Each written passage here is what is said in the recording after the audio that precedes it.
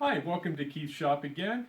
Today I'm going to talk about a drum sander I made very inexpensively in order to sand rings for a segmented vase I'm putting together.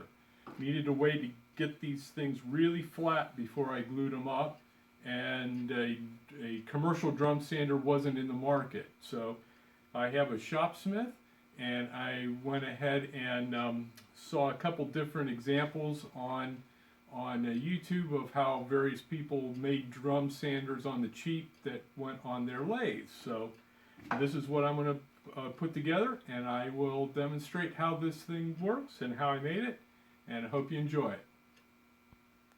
Okay, so it's made up of a simple drum. I used a Schedule 40 4-inch PVC pipe for it, about 2.5 feet long. Actually, I think it's probably about 24 inches long. And then bought a drum sander paper, and I'll show you that here in a few minutes, that I just cut up, put on with spray adhesive glue, and on the ends I just put some duct tape because I don't, on these rings I don't need a whole lot of width on it, and go with that route. The other part is made up of a tilting table using 2 hinges here. I used double plywood for the top piece, which I had already in the shop, and then another 3/4 inch piece of plywood for the base, and I'll show you how that's mounted to the Shopsmith itself. The PVC pipe, I just turned 2 wooden discs. I think it was about two layers thick on each end that go inside the PVC pipe, and then put a single screw to keep it from turning. I may have been 2 screws to keep it from turning inside there. Then just mounted it between the lathe centers for running the thing. So let me show you how the base is put together. Okay, so this is the base for it here. Again, it's 2 pieces of plywood for the top piece, and a single layer for the bottom piece that's just connected with 2 hinges here.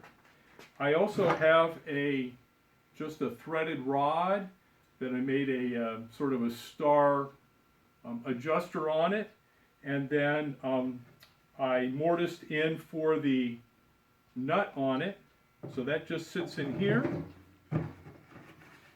And then I have a little recess at the top here in the top piece that captures the head of the carriage bolt. That sits there, and then you can just adjust the knob up and down, and it raises and lowers the top piece. And it just sits on the way tubes here. You can see the bolt coming down through here. In fact, to zero in a little bit, you can see the recess where the carriage bolt top comes up through here. On the base, I have 2 pieces of plywood just to get it above the carriage here for the on the way tubes, and then I cut 2 spacers that go exactly between the way tubes to keep it from shifting left and right. The last piece of plywood I added was here, which goes between, you can see here, it goes between the carriage and locks the whole thing in place up close to the tailstock. So that's as simple as it is. It just sits in place. You can set it there, move the carriage over, and lock it in place. Then you add on the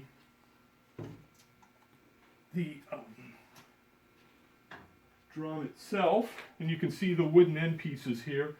On the drive end, I added a 3/4 inch dowel in to give it a little more stability.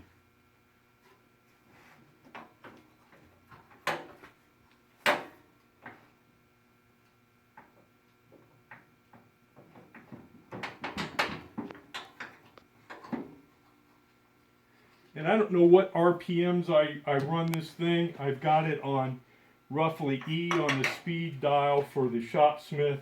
You can sort of play with it yourself. You don't want it to get too fast, because then it just goes out of control. Too slow, it actually vibrates a little bit more. So you just find the sweet spot for running that. Then for running, I'm going to demonstrate it without the dust hood on it first, just so you can get a little bit better feel for it. In order to flatten these rings out, I'll set it down just behind the drum, and you want it to be just barely touching as you go in. So that's good there. So I'm just adjusting the carriage bolt screw here, just to get it to just touch.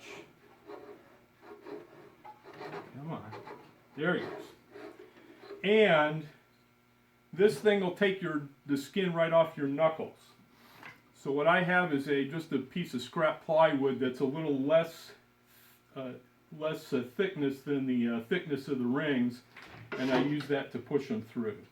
So let me demonstrate this quickly with without the dust hood on it, and this does create a lot of dust. I highly recommend doing good dust collection. So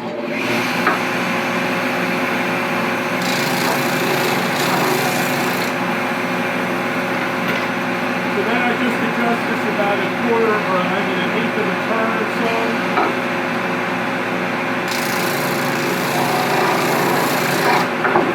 And the other thing you can do is just take a pencil and scribble around here, and then sand it until you know that all the pencil marks are gone and goes to flat. Okay, let me demonstrate with the dust hood on. Okay, now for the dust hood, I've cut 4 notches, 2 on this side and 2 on the other side, to match up with the ends of the uprights here for the dust hood, which is just 2 plywood pieces on the side, 1 on the center, plus I've cut 2 holes to add 2 4-inch sewer and drain pipes in to attach to my dust collector. I had to add slots in it here because it's going to go down over the drive center and the tail stock at the other end to fit on there, and it just fits in place. Oh, and I used just some thin PVC kind of material. It's the same material I used in my cyclone separator for the scroll part up around the blower. Just sets in place. And then my dust collection, the sewer and drain, is just a pressure fit to attach the 2 hoses. And not only does the shroud help contain the dust and funnel it up towards the dust ports, but it also helps protect your hands and fingers from getting into the drum itself. So let me demonstrate that with the dust collector.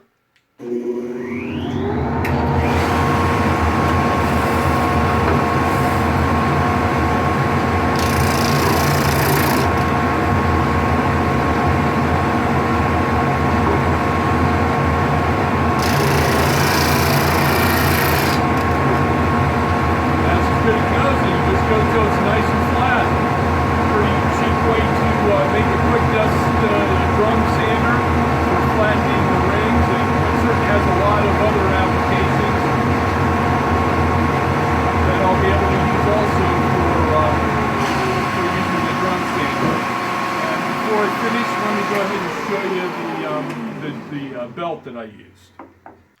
Okay, and so I talked about the belt. I just bought one of these. I think it's a 96-inch length sandy belt for, I don't know, about $8. I found it on eBay. On the first drum I did was a 80 grit, and this is 100 grit.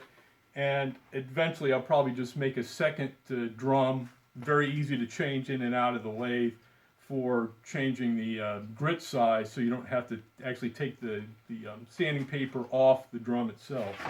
They're fairly inexpensive to use there. I also did measure the length of the table. It is 2 feet here for doing the sanding. So anyway, I hope you enjoyed this. I will be putting a separate video together on how I made the vase, and it's pretty interesting assembly on that. And thank you so much for your time. And as always, I appreciate any feedback. Give me a thumbs up or add any comments, and hope you enjoy that. Have a great day.